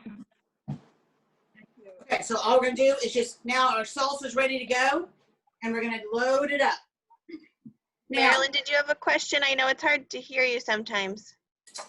Oh, I just said if I disappear, it's because my Chromebook is gonna shut off. It's telling me I only have a few minutes left. Oh, okay. Can Okay. you hear me? A little bit. You're Yeah, always a so little thank quiet you. for some reason. Okay, I'm running out of power. You're running out of power. Okay.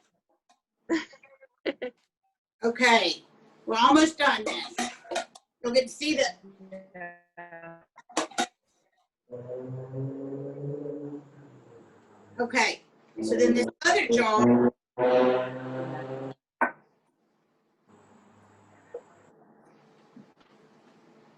let's pour this in.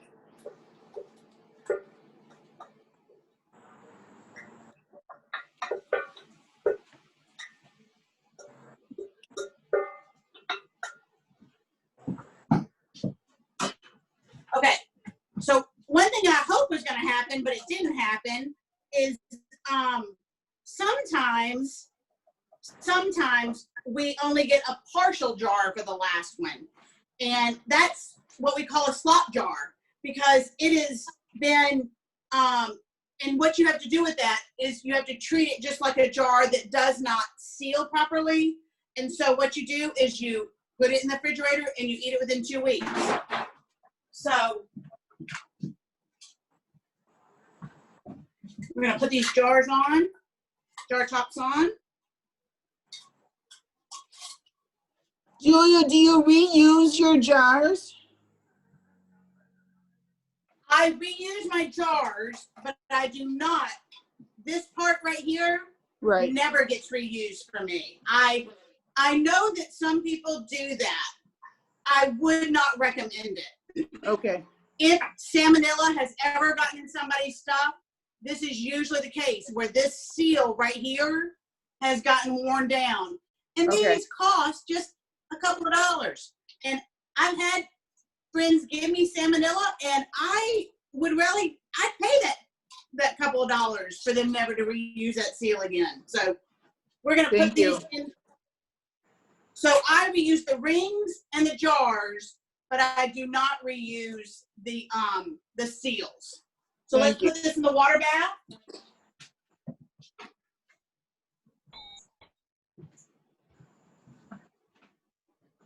How long do you process the peaches? Hold on 1 second.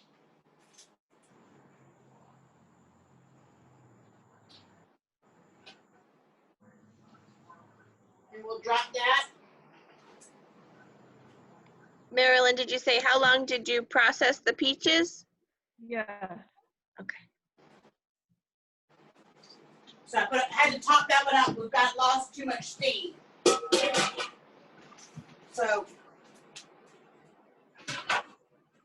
okay. So we will process the peaches.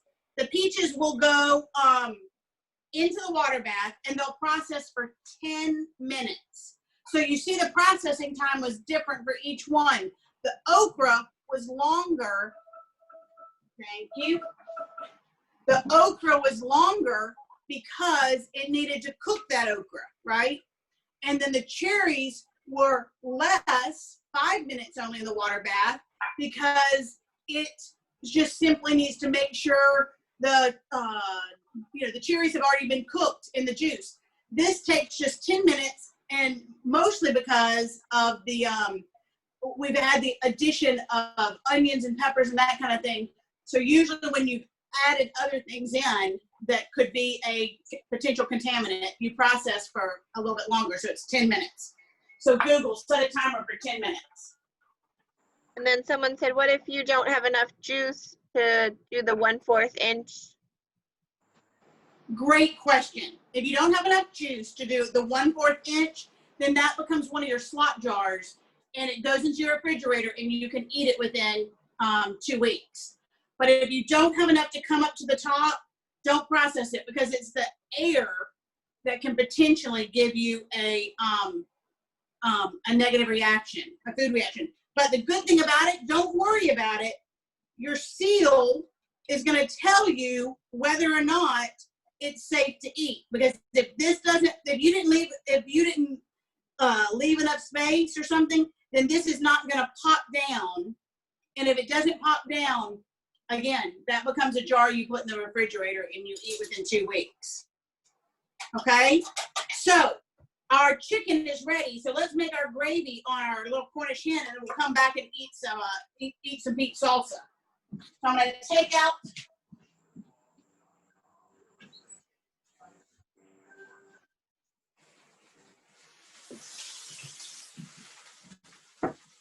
so those are our hens. Now remember, the end of your thing is hot. So I always put a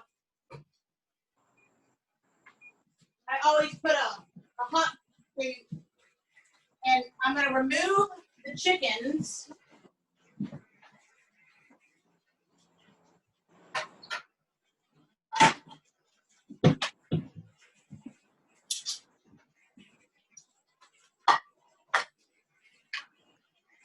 Remove the chickens.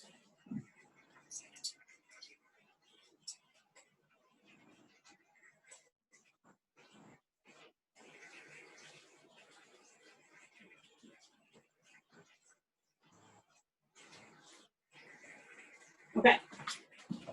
So we're going to remove these chickens. Oh, one of his little legs came off. That poor guy, that one right there is just having a tough day all the way around.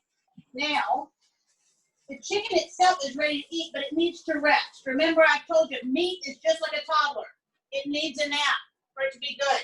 But what it's left us here is this beautiful, beautiful fawn all in this plate. And we're going to make a quick gravy out of this. So I'm going to pour some chicken stock in there. And the chicken stock is what will actually allow the bits to begin to come up. It's just going to loosen those bits. Now let that heat up for 1 second.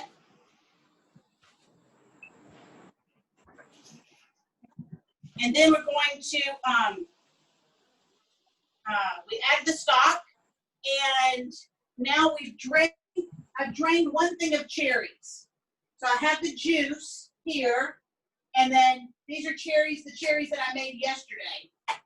And so we're gonna, perhaps turn that on. That doesn't help, does it? We're gonna do this over medium-high heat so that it'll release all this.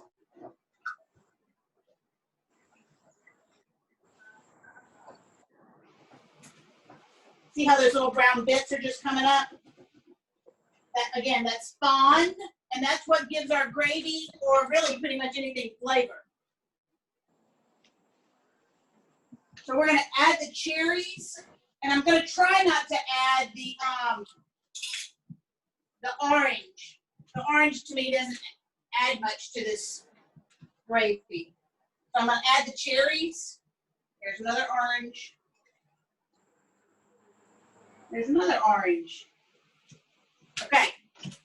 We're going to add the cherries, and I'm going to add about 2 tablespoons of the cherry sauce, and I'm just going to eyeball it. Okay, 2 tablespoons of cherry sauce, and we're going to let this reduce. It's only going to take about 2 minutes for it to reduce. And the acidity in the cherries, the wine and stuff that's in the cherries, that is actually going to help get up all this spawn. And we're heating this through.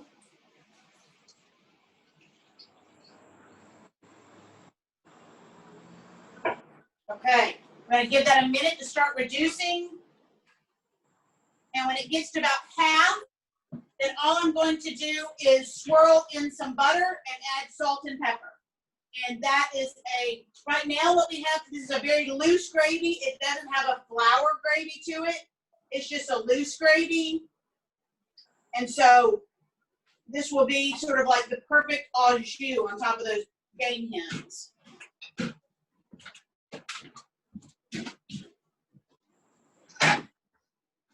So, you know, we're gonna prepare our plate and have it ready.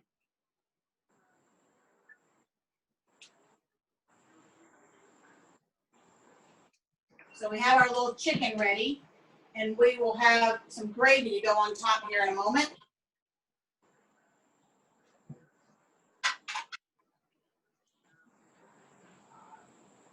And I'm going to swirl in this butter. Now this is 2 tablespoons of butter.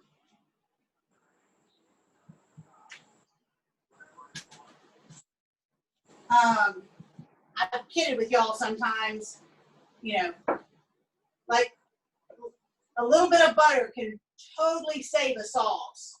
And people are like, well, I don't want to use butter. You know, it's like, well, butter is the thing that smooths everything out. Butter is the thing that sort of tells all your ingredients. Okay, we're all going to play together nicely.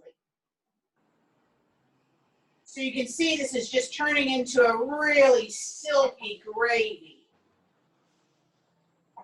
That's lovely. And we're going to add a little salt and pepper.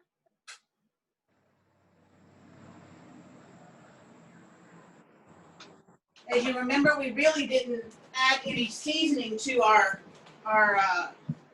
hens. So our seasoning is going to come through our gravy. Now, I didn't make these today, but when I normally serve this with a little game hen, I make mashed potatoes.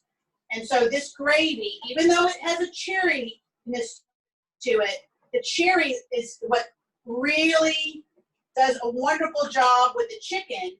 The gravy actually tastes wonderful on, because it has a real deep chicken flavor on the potatoes. So imagine that this plate is actually with a big old whop of mashed potatoes.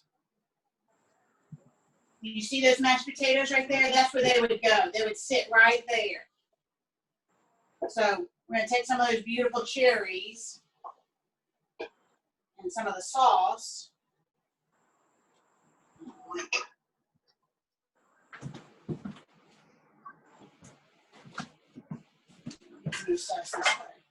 And do some of the sauce on here. Let's hop to put some of those cherries and that sauce. Now you're imagining mashed potatoes over here, right? Okay. Now just to make it, you know, foo-foo, we'll just take a little bit of parsley out of the garden and just add a little parsley. Again, you're imagining those mashed potatoes, right? That would be more pretty over the mashed potatoes, I believe. So you want to try this, Tim? Will you be my tester? Absolutely. Okay. Okay. And while you're testing that, I'm going to pour up a little salsa for us to have chips and salsa. This will be an unusual meal. Cornish game hen and chips and salsa. See, I told y'all, see, this is the hardest part. See, I can't get this thing off now. Oh. There we go. Okay, so this is the salsa. I want you to see what it looks like. This is the salsa that was made a couple days ago. Okay, so that you can see where everything is sort of melded together. It has a softness to it. It's not super soupy. Okay, you see it has a really nice consistency to it. And you just take a chip.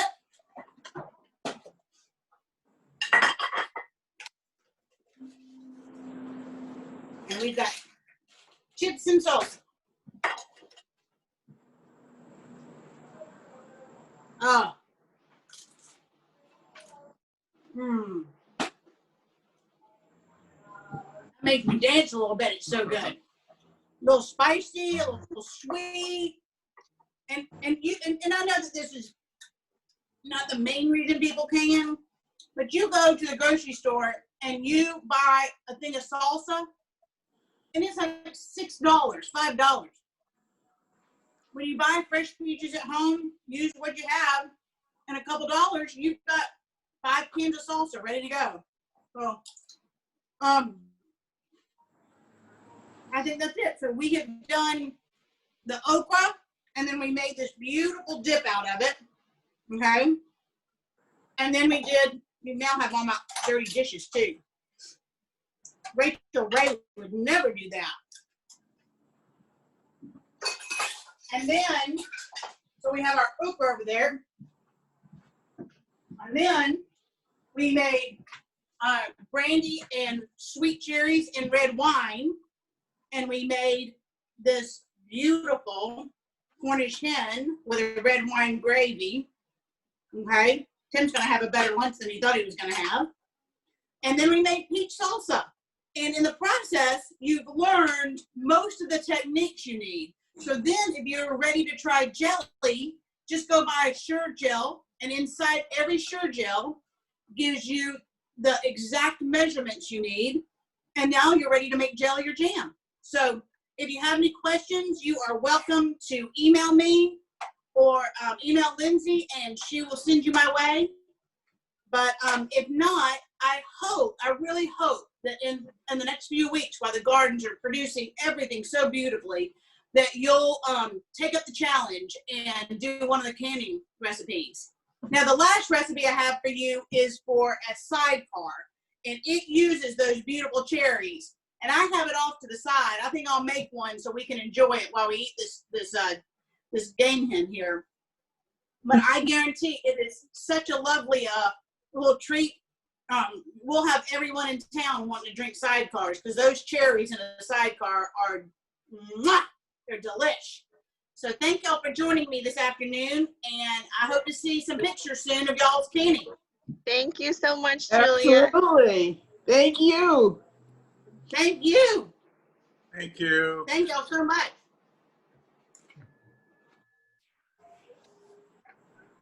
I've been canning for years. This is a great inspiration.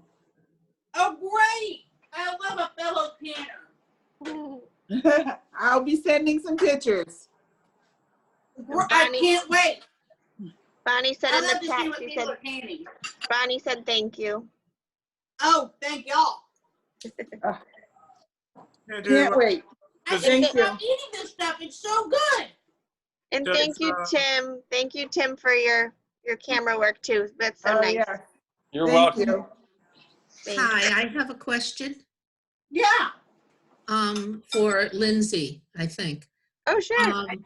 I apologize for being late, That's but okay. I didn't know what you said, if anything, about the recipes, the printed recipes. Can we get them from you, or? Yeah, so did you get the email today, this morning? I sent an email?